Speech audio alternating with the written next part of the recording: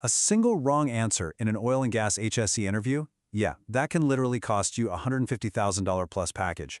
Look, in upstream operations where the stakes are incredibly high, hiring managers aren't just looking for someone who memorized the safety manual. No way.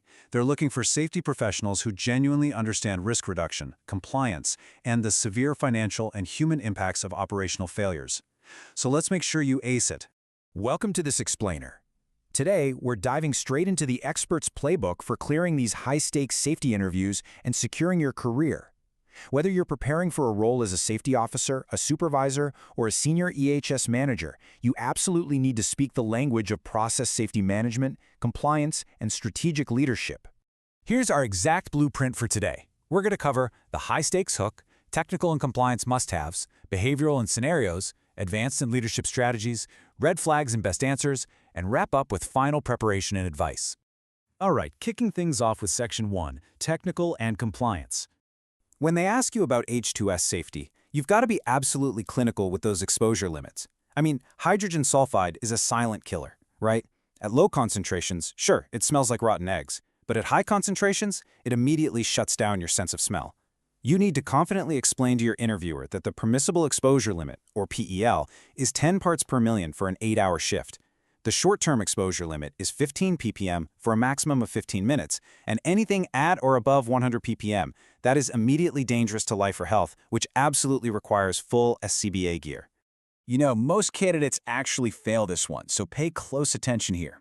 You must memorize that 19.5 to 23.5% is the exact acceptable oxygen range for a confined space entry under process safety management. If oxygen drops below 19.5%, you risk asphyxiation. If it climbs above 23.5%, you're dealing with oxygen enrichment, which creates an extreme fire and explosion hazard. Interviewers want to know you won't hesitate for a second to shut down an entry if a gas monitor reads 19.4%.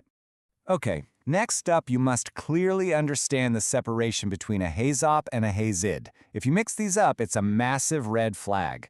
A HAZID is usually done early on to identify inherent external hazards. Think dropped objects, weather, or site layout issues. A HAZOP, on the other hand, is a highly structured study of process deviations at the piping and instrumentation diagram level. It's looking at process fluid risks like more pressure or less flow. Explaining this shows you understand both fluid process risk and external environmental risk. So, when you get hit with questions on permit to work, or PTW, you want to systematically walk the interviewer through these exact steps. You need to prove you understand strict operational controls and authorization. Remember, a permit isn't just paperwork. It's literally a lifeline for high-risk activities like hot work or confined space entry. Explain how you'd first identify hazards, ensure physical energy isolation, mandate continuous gas testing, and only then issue the specific permit. Moving right along to Section 2, Behavioral and Scenarios. This is the prove-it phase. You've probably heard of it, but you should structure all your behavioral answers using the STAR method. This keeps your responses focused, actionable, and totally aligned with ISO 45001 culture. Look, interviewers lose interest real fast when candidates start rambling.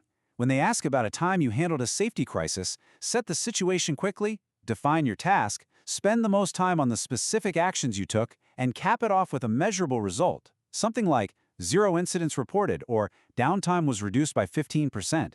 Now, you are almost guaranteed to get a question like this.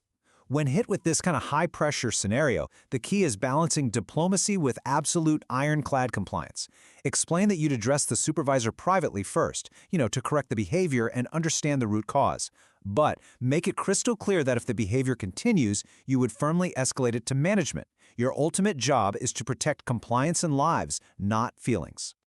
Let's level up. Section 3, Advanced and Leadership. If you want to prove to the decision-makers that you think like a leader, you've got to internalize the hierarchy of controls. Seriously, never jump straight to PPE as your first solution in an interview. Show them that PPE is the absolute last line of defense. Start at the top. Can we completely eliminate the hazard? Can we substitute the drilling fluid for something with lower toxicity? Can we engineer a better ventilation system? Can we use administrative controls like lockout-tagout? Only after exhausting all of those do we rely on respirators and fire-resistant clothing. You also have to confidently differentiate LEL and UEL when discussing explosive atmospheres and gas monitoring. Doing this shows deep technical competence. The lower explosive limit is the absolute minimum concentration where a spark causes a boom. Below that, the mixture is just too lean to burn. The upper explosive limit is the maximum concentration.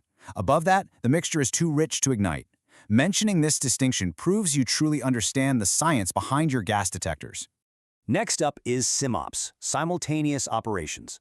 So the crucial point for managing SIMOPS is proving you can balance multiple high-risk operations at the exact same time without an incident.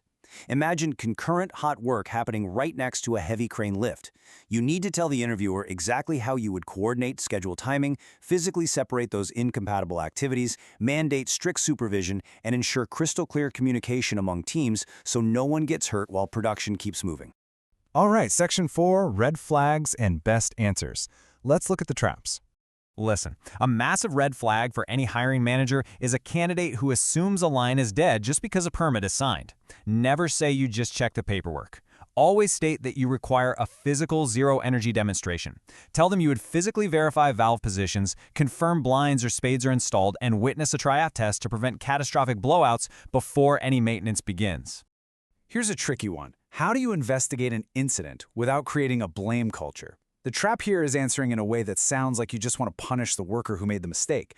The absolute best answer focuses strictly on root cause analysis. Explain that you examine system failures, look at gaps in engineering controls, and review training deficiencies rather than just pointing fingers. Your goal is to find out how the system allowed the worker to fail and fix it so it never happens again.